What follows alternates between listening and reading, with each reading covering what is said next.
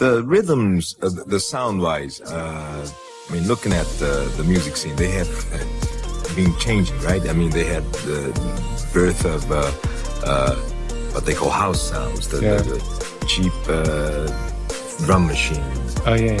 You know. And do you pay attention to them? Oh sure. I mean, we use the technology. You know. Each time you make a record, you find that new things have been invented in the last year. Right. All the time they're bringing out new things, obviously. So you spend a certain time, you know, too much time usually in the studio checking out what they do, you know, and think, how is this going to help me, or will it help or not?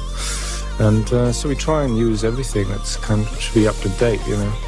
But at the end of the day, it's always the people who are playing the instruments. That's the most important thing. So you get a blend of the technology and kind of more human element, which is more important really to me at the end of the day. For instance, on this album we use drum machines with real drummers, sometimes two drummers, and then a lot of percussion, which is something I've been using. There's a Brazilian percussionist called Paulinho da Costa, who's very well known, and he's brilliant. He plays on some of the tracks. Last time you said something like you get so involved with making up the music, and you don't think you can find enough time for making up videos. How about well, the latest one? We made time here.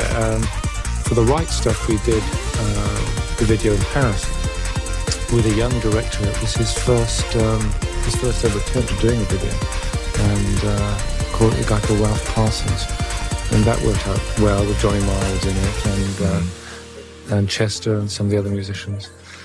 And the second one was Kiss and Tell, which we did in England with Andy Morahan, who'd done some with George Michael and lots of other people, in fact. And that was also a kind of performance kind of thing. And since the song was Kiss and Tell and about sort of scandal and glamour girls and stuff, I used a couple of girls in the video.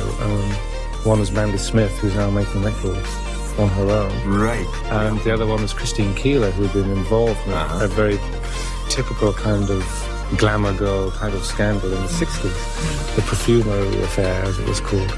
And they both appeared in the video, and another girl who's an American model. And it added a little touch of kind of female glamour and a bit of scandal thing as well, yeah.